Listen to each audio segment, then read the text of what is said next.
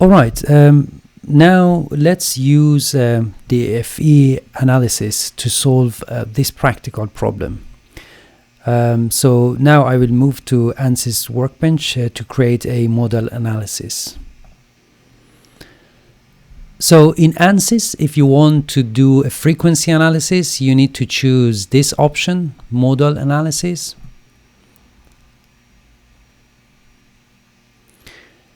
Here we need to insert the geometry, so we import geometry, and our geometry is handlebar IGS.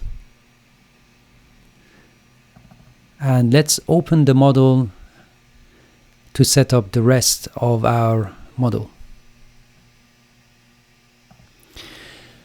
Okay, the geometry now is loaded here. We have as well material properties, so as I said, structural steel.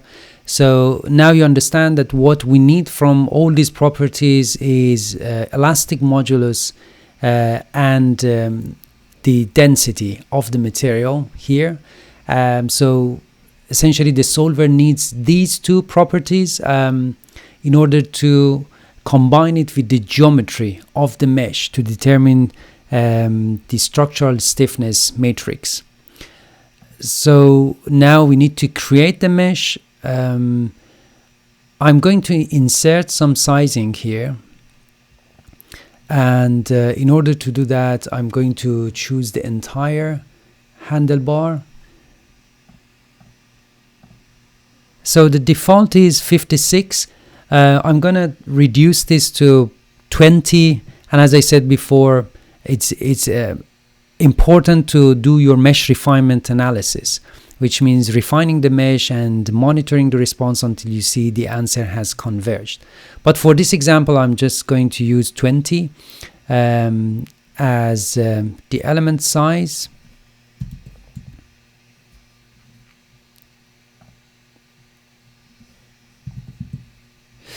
And now I'm gonna mesh the structure.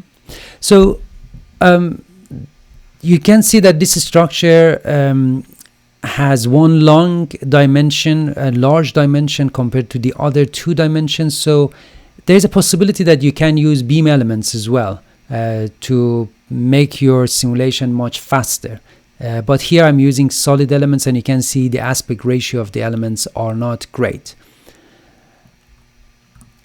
So mesh refinement is important here, but you will see that the mode shapes are more related to global deformation rather than local deformations. Hence, using elements that are not very fine can still give us accurate results. But as I said before, still you need to do a mesh refinement study to make sure that that is the case.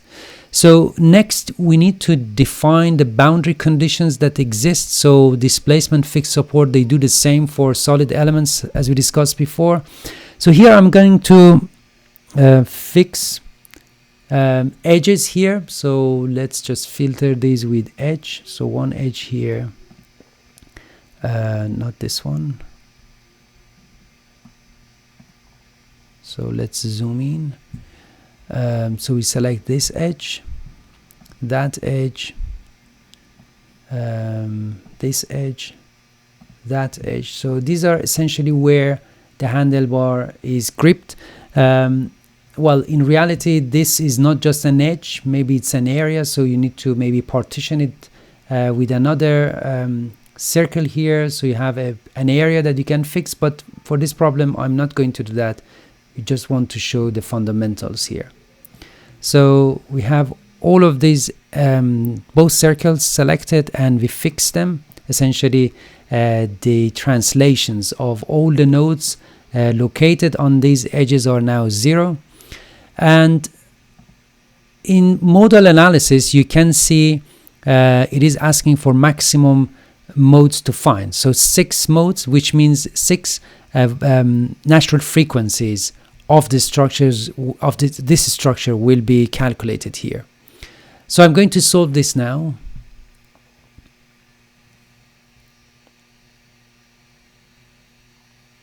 So now you understand what solution means here. Essentially the package is forming that eigenvalue problem. It's trying to find the determinant of that matrix, find lambda, and then find omega, square root of lambda, and find the associated mode shape, which is that amplitude of the vector of nodal displacements. So the solution is done. Now I need to ask the package to visualize a few things for me. So deformation mode 1, deformation, here I change this to mode 2,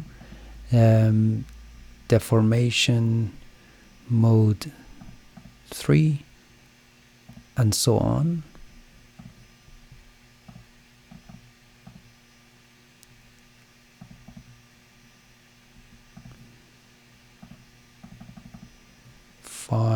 And since I asked for 6 natural frequencies, I'm going to show all of them here. And once we have done it, we evaluate it. So this is just to evaluate the results. So the solution has been done. It's just evaluating the results.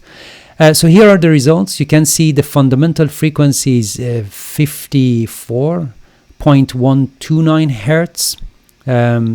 And the next one is 55, so not too different. Let's look at the mode shape. So the first mode is like this, so you can animate that deformation if you like.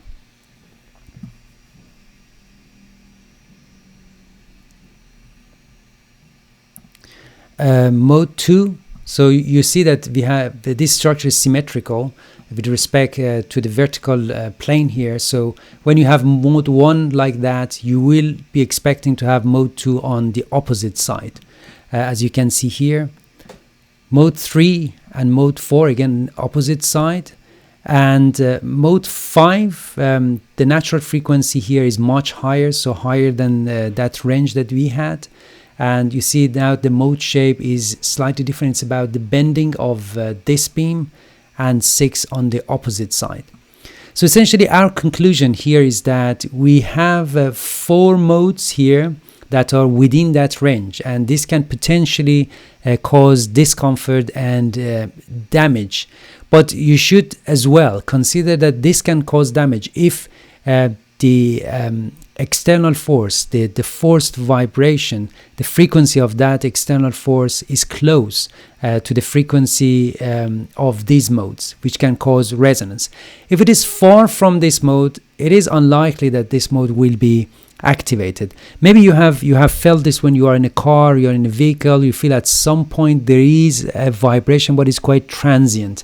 That is when there is a rotating object, for instance, in the car or in aircraft, for instance, that its RPM, its rotation, its frequency is increasing, and it passes through maybe 1 or 2 natural frequencies. So you feel the vibration, but when it passes and gets away from that frequency, you feel that that vibration has gone.